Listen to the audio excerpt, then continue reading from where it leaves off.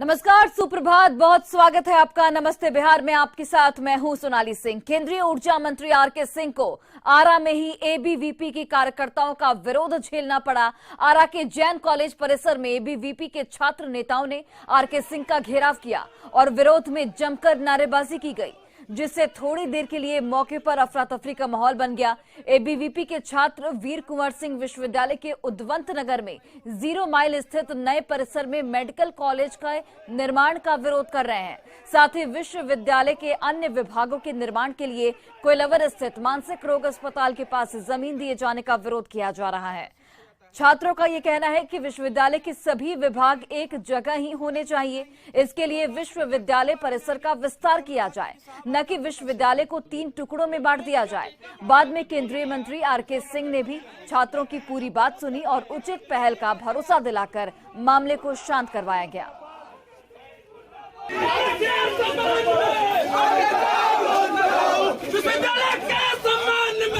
सारे के सारे छात्र जब कैमूर से आते हैं, जब आते हैं आरा में और आना से जाना होता है जब कैमूर में, तो एक दिन में अप डाउन लोग नहीं कर पाता।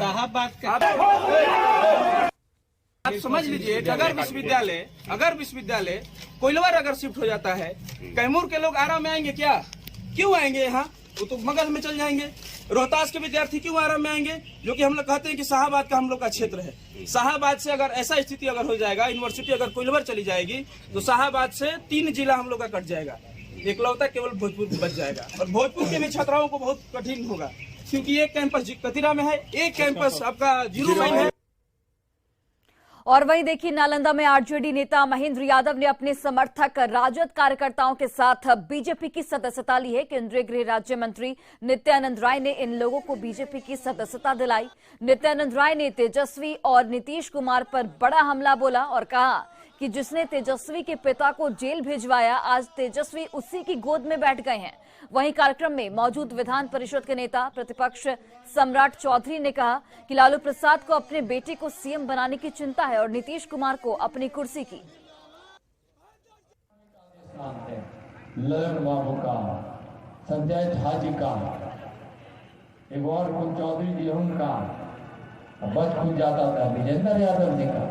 चारों में बिहार का 13 करोड़ जनता का फैसला ले लेते हैं। विधायक अगर तुमसे मिले, कौशलेंद्र जी यहाँ विधायक अभी सांसद है, एक काम के लिए उनके पास जा सकते हैं क्या? नहीं जा सकते।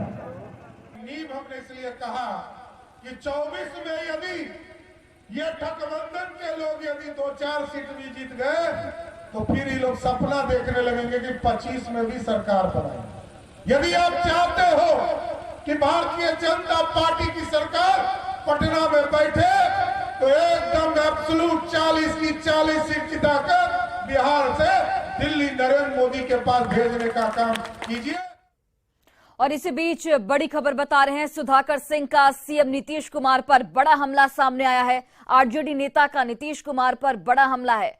पीएम पद की दावेदारी पर सुधाकर सिंह ने निशाना साधते हुए कहा कि पीएम बनने से अच्छा राष्ट्रपति शासन लग जाए।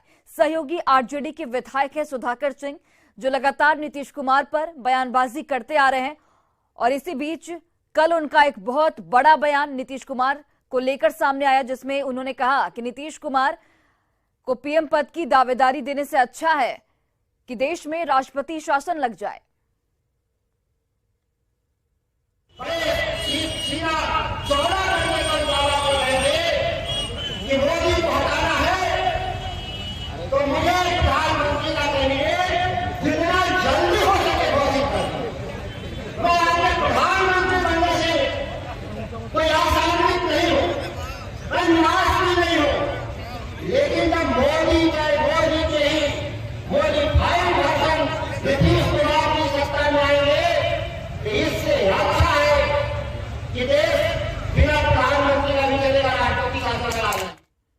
और इधर सुधाकर सिंह के इस बयान के बाद जेडीयू प्रवक्ता नीरज कुमार ने भी खुलकर पलटवार किया है और सुधाकर सिंह को 420 का आरोपी बता दिया है और कहा है कि जिनका प्रवासी जेल में है, वैसे लोगों के बारे में क्या बोलना।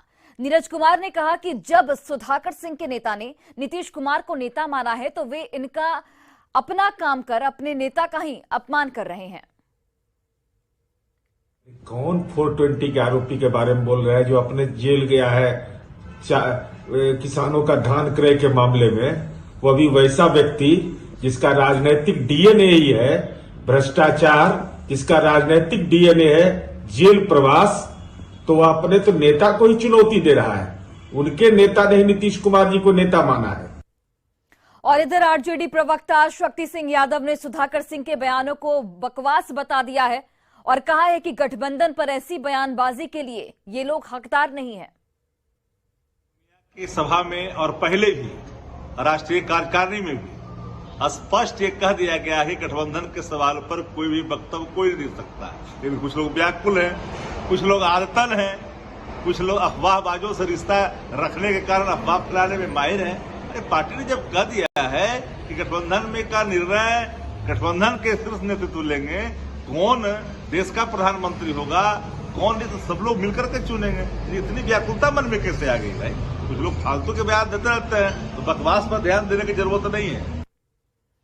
और वहीं सुधाकर सिंह के बयान ने बीजेपी को नीतीश कुमार पर तंज कसने का एक बड़ा मौका दे दिया। बीजेपी प्रवक्ता रामसागर सिंह ने कहा कि जब नीतीश के गठबंधन के नेता ही उनकी काबिलियत पर सवाल उठा रहे हैं तो भला बिहार की जनता उन्हें कैसे स्वीकारेगी? महागठबंधन का नेतृत्व नीतीश कुमार कर रहे हैं। उस महागठबंधन के नेता सुधाकर सिंह ही उनके प्रधानमंत्री बनने से श्रेष्ठकर मानते हैं राष्ट्रपति शासन लगाना। तो जब महागठबंधन के नेता ही उनकी काबिलियत पर सवाल उठा रहे हैं, उनको नकार रहे हैं, तो बिहार की जनता उन्हें कैसे स्वीकार करेगी? और पूर्व सीएम जीतन राम मांझी ने साफ कर दिया है कि वे नीतीश कुमार को छोड़कर कहीं नहीं जाने वाले हैं और वे नीतीश कुमार के साथ ही गठबंधन में बने रहेंगे। दरअसल कल नीतीश कुमार ने पूर्णिया की रैली में कहा था कि कुछ लोग माफ कीजिएगा, परसों जब पूर्णिया की रैली हुई थी तो उस दौरान नीतीश कुमार की ओर से कहा गया था कि कुछ लोग उपेंद्र कुशवाहा के बाद अब जीतन राम मांझी पर भी डोरे डाल रहे हैं, जिसको लेकर मांझी ने ये बयान दिया है। जीतन राम मांझी गया में पार्टी की गरीब जगाओ रैली को संबोधित कर रहे थे और इसी दौरान उन्होंने बयान दिया। समर्थन तो बहुत पहले ही माने अनक्वालिफाइड समर्थन दे दिया है कि जहां नीतीश कुमार रहेंगे वहां ही हम रहेंगे, इसलिए कहीं जाने का कोई सवाल ही नहीं है। अगर वो ऐसा सोचते हैं तो वो हम समझते हैं जो भ्रम में है। अब इसलिए कि हम गरीब हैं, गरीब जो होता है ना उपकार के लिए मर मिटता है।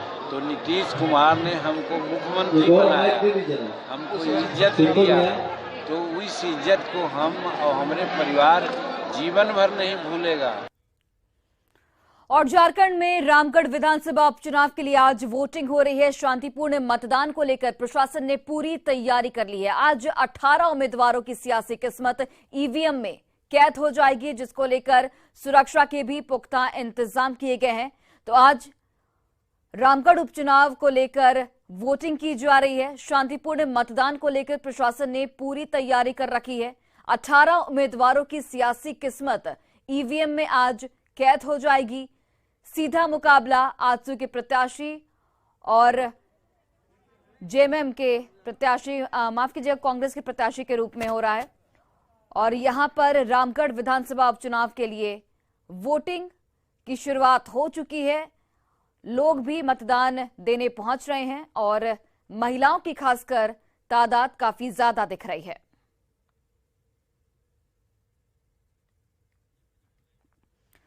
और चलिए हमारे सहयोगी संजय सिन्हा इस वक्त लाइव जुड़ गए हैं। संजय, आज 18 उम्मीदवारों की किस्मत का फैसला ईवीएम में जो कैद हो जाएगा, उसको लेकर किस तरीके के इंतजाम किए गए हैं सुरक्षा के लिहाज से? और मैं देख पा रही हूं कि महिलाओं की संख्या काफी अधिक दिख रही है इस वक्त बूथ पर। कितने उत्साहित हैं और क्या कुछ माहौल दिख रहा है वहां पर?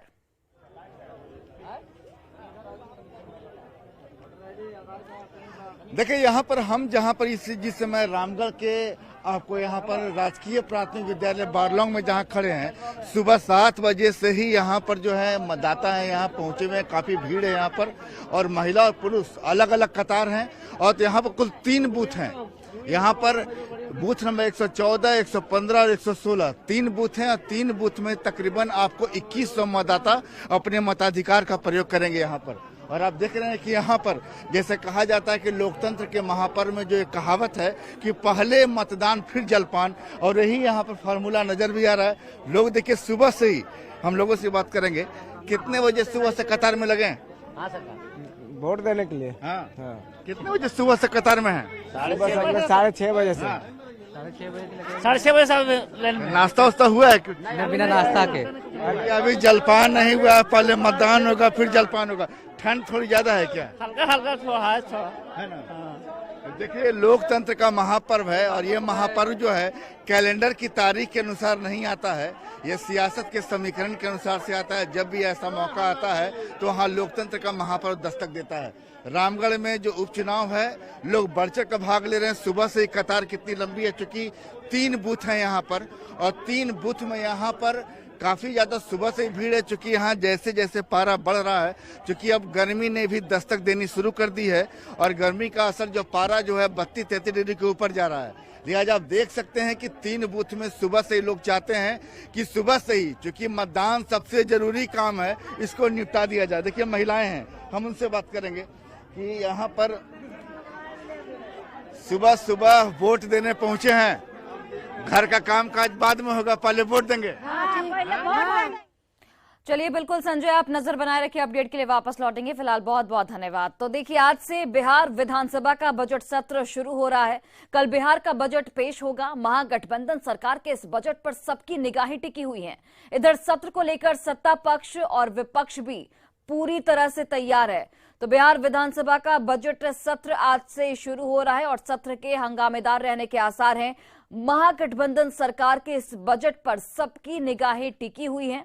सत्र को लेकर सत्ता पक्ष और विपक्ष भी पूरी तरह से तैयार है।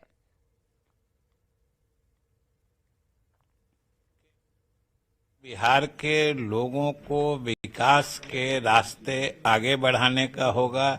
मुख्यमंत्री जी का जो घोषित मंत्र है न्याय के साथ विकास, ये उसी रास्ते चलेगा।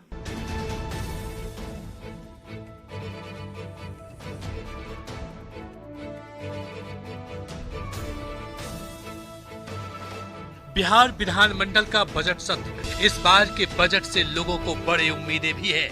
बजट सत्र 2023-24 की तैयारी जोरों पर है।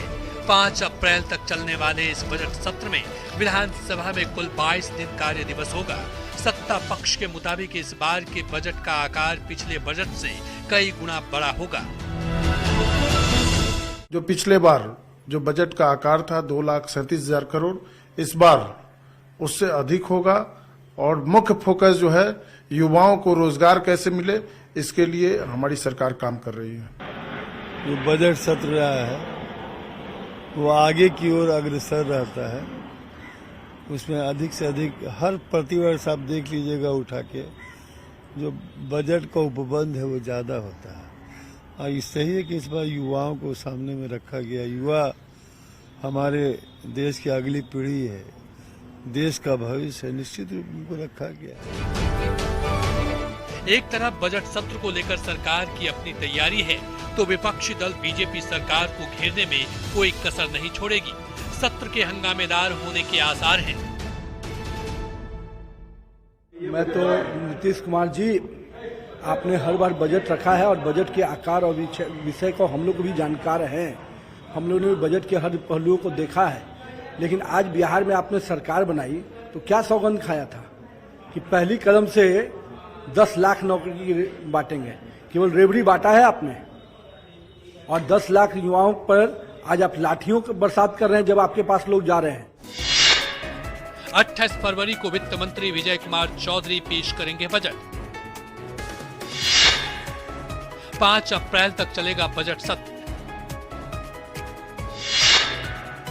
22 दिन का होगा विधानसभा का कार्य दिवस। पिछले बजट से बड़ा होगा 2023-24 का बजट। 2022-23 में बजट का आकार 2,37,00,000 रुपए का होगा। 2023-24 के बजट में 15% की बढ़ोतरी की संभावना है। बहरहाल इस बार के बजट से रोजगार और शिक्षा को लेकर बड़ी उम्मीदें हैं। बिहार के लोगों के लिए भी महागठबंधन सरकार की भी नीति स्पष्ट नजर आएगी। न्यूज 18 के लिए पटना से अमित कुमार की रिपोर्ट। और बेगूसराय पुलिस ने एसटीएफ की मदद से 50,000 के कुख्यात इनामी अपराधी पवन उर्फ बुग्गी ठाकुर को पंजाब के मोहाली से गिरफ्तार कर लिया है। पवन उर्फ बुग्गी ठाकुर पर अपने गुरु समेत 6 लोगों की हत्या का आरोप है। बेगूसराय के एसपी योगेंद्र कुमार ने बताया कि 2 फरवरी को नीमा चांदपुरा थाना क्षेत्र के परना पंचायत में मुखिया वीरेंद्र शर्मा की दिन दहाड़े गोली मारकर हत्या कर दी गई थी। इस हत्याकांड में भी बुग्गी ठाकुर का नाम सामने आया था। मुखिया मर्डर केस में जिन मोटरसाइकिल का प्रयोग किया गया था, जिन हथियारों का प्रयोग किया गया था, वो सब पूर्व मुखिया महफूज अंसारी ने ही इन लोगों को प्रोवाइड किए थे। तो ये सारी चीजें पुलिस ने पता कर ली हैं। अब इसको जेल भेजा जा रहा है और इसमें जो अनुसंधान है वो अब हमारा लगभग पूर्ण होने के कगार पे आ गया है। बहुत जल्दी हम लोग चार्जशीट करेंगे और इस दुर्दांत अपराधी पे जो कड़ी से कड़ी कानूनी कार्रवाई है आगे चल के वो भी पुलिस करेगी। और मोकामा के मरांची में आपसी विवाद को लेकर तलवार से हमला हुआ है। इस हमले में 4 लोग जख्मी हो गए हैं। पीड़ित पक्ष का कहना है कि वे लोग घर के बाहर कुछ काम कर रहे थे, तभी ललित विजय सिंह, जितेंद्र कुमार, रॉकी कुमार और नंद किशोर सिंह उर्फ नंदा ने घर पर तलवार से हमला कर दिया। इस हमले में दूसरे पक्ष के 4 लोग जख्मी हुए हैं। पीड़ित पक्ष ने थाने में लिखित शिकायत दर्ज कराई है। इस घटना के बाद मरांची के ताजपुर गांव में तनाव की स्थिति बनी हुई है। हम धड़ेर के देखलिए हमर बेटा पर तलवार चला देलकै तो हम गेलिए छोड़बैल बा, हमरो 2-3 तलवार धर देलकै। कौन था? सिपाही जी की नाम है कनराज, ललित विजय, एगो आर्मी वाला कुल लटक गया, हमको कुछ चारा नहीं चलने दिया। हमरा चाचा पर तलवार चला रहा था सब, हम भी दौड़ के गए, उनको तो काट करके थिए कर दिया। और मैंने रॉकी कुमार, जितेंद्र कुमार, नंद किशोर और ललित विजय तलवार लिए हुए था। ये सब मान लीजिए पकड़ के तलवार से विध्वंस कर रहा था। क्या कारण था घटना का? घटना का कारण था इसे प्रोग्राम सब का था। हम लोग तो घर से मैंने खाली निकले, उधर मुँह चचा गए, उसी पर माने जाते हैं उधर तनिक जनमन चलाने के। और बड़ी खबर पटना से है, जहां गुलजारबाग स्टेशन के पास खड़ी मालगाड़ी के गार्ड को अपराधियों ने गोली मारी है। गार्ड सचिन कुमार को इलाज के लिए पटना स्थित रेलवे केंद्रीय अस्पताल भेजा गया है। पटना से मोकामा की ओर जा रही थी मालगाड़ी। ट्रेन के धीमी गति से होने पर अपराधियों ने रेलवे गार्ड को यहां पर गोली मारी है। जानलेवा हमले का कारण हालांकि अभी तक स्पष्ट नहीं हो सका है। आशंका जताई जा रही है कि लुटेरा गिरोह के सदस्यों ने इस घटना को अंजाम दिया है। फिलहाल रेल पुलिस इस पूरे मामले की छानबीन में जुटे हुए हैं। और समस्तीपुर से बड़ी खबर सामने आ रही है, जहां अस्पताल संचालक की हत्या की गई है। बाहर बुलाकर अपराधियों ने इस हत्या की वारदात को अंजाम दिया है। नवीन ठाकुर की गोली मारकर हत्या कर दी गई है। पटोरी थाना के पटोरी बाजार की ये पूरी घटना, जहां पर अस्पताल संचालक की हत्या की गई। बाहर बुलाकर अपराधियों ने गोली मारकर इस वारदात को अंजाम दिया है। फिलहाल अपराधियों की तलाश पुलिस की ओर से की जा रही है।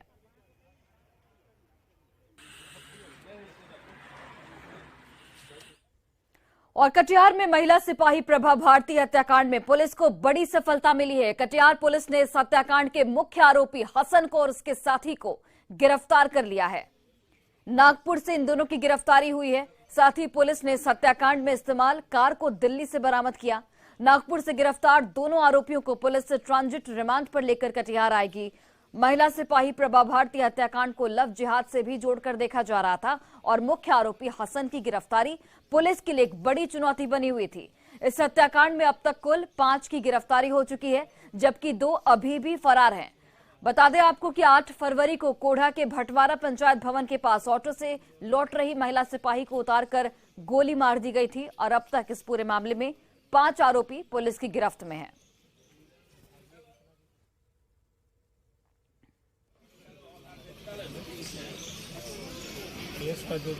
महिला कांस्टेबल प्रभा हत्याकांड का बड़ा अपडेट। कटिहार पुलिस ने मुख्य आरोपी हसन और उसके साथी रॉकी को नागपुर से गिरफ्तार किया है। 8 फरवरी को कोढ़ा थाना क्षेत्र के इस घटना के बारे में बताते चले कि कुल 7 आरोपियों ने इस घटना को अंजाम दिया था, जिसमें 3 आरोपी को पुलिस ने पहले ही गिरफ्तार किया था और जो मुख्य आरोपी हसन था उसे गिरफ्तार करना पुलिस के लिए चुनौती बना हुआ था। लेकिन पुलिस ने इस चुनौती को पूरा करते हुए नागपुर से हसन और उसके साथी रॉकी को गिरफ्तार कर लिया है।